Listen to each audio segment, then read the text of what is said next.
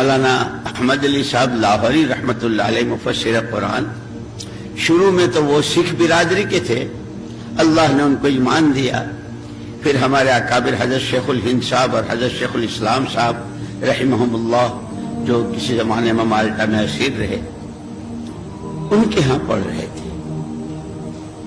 ایک دن ایک مولوی صاحب آئے، کہنے لگے کہ ایک ہی لڑکی ہے اور کسی عالم سے شادی کی۔ حضرت شیخ الہند صاحب رحمۃ اللہ نے فرمایا کہ یہ ہمارے بچے ہیں، دیکھ لو۔ تو مولانا احمد علی صاحب پسند آئے کہ یہ لڑکا، حضرت نے بلایا، احمد علی شادی کرو گے؟ حضرت ہم سکھ برادری کے، ہم کو کون بیٹی دیتا ہے؟ ارے کوئی دے تو کر لو گے، آپ میرے بڑے ہیں، جو میرے لیے آپ فرمائیں، عصر کی نماز میں آ جائیے۔ حضرت شیخ الاسلام حضرت مولانا حسین احمد مدنی رحمۃ اللہ علیہ ان کے ساتھی تھے، ہم سبق تھے۔ دوستوں میں جیسے بے تکلفی ہوتا ہے، ابے تیرا نکاح ہے، کسی سے نیا جوڑا مانگ لے۔ تو مولانا احمد علی صاحب رحمۃ اللہ نے فرمایا کہ بھائی ہاں، مانگنا تو بہت بری چیز ہے، آج تک میں نے تو کسی سے نہیں مانگا، تو پھر چلو بازار چلو، وہاں سے خرید لیتے ہیں۔ فرمایا میری جیب میں پیسہ نہیں ہے، مانگنا بھی نہیں ہے، خریدنا بھی نہیں۔ جو جوڑا پہن کر آئے تھے بہت میلا ہو گیا تھا، اسے تو دھو لے۔ ہاں یہ دھو سکتا، بہت موٹا تھا، دھویا، کچھ گیلا کچھ سوکھا، عصر کا وقت ہو گیا، آ گئے، نکاح ہو گیا، رخصتی ہو گئی۔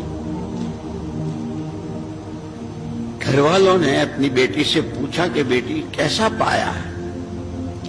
ابا، کیونکہ وہ بھی عالم کی بیٹی تھی، گھروں میں دینی مذاکرے اور یہ ساری چیزیں، ابا کتابوں میں بہت پڑھا، جنت کا سکون، جنت میں محبتیں، جنت میں کیا کیا ہے، کیسی خوشیاں، کہیں کوئی رنج و غم اور اس کا کوئی تصور نہیں۔ ابا مجھے تو دنیا ہی میں اللہ نے جنت دے دی۔ وہ مولانا احمد علی صاحب رحمۃ اللہ علیہ ایک مرتبہ ریل پر سوار ہو رہے تھے، تقسیم کے بعد وہاں چلے گئے، تو کسی نے پوچھا تھا کہ حضرت آپ تو قرآن کے مفسر ہیں، اس پورے قرآن کا خلاصہ کیا ہے؟ 3 جملے فرمائے، اللہ کو راضی کرنا، اس کی مان کر، اس کی عبادت سے، جس کے مختلف شعبے ہیں اور اس کے لیے احکامات ہیں۔ محمد الرسول اللہ صلی اللہ علیہ وسلم کو راضی کرنا، آپ کی شریعت اور آپ کی سنتوں کا اتباع کر کے۔ اور تیسرا فرمایا مخلوق کے خدا کو راضی کرنا، ان کی خدمت کر کے، جو آپ حضرات کا خاص پیشہ ہے۔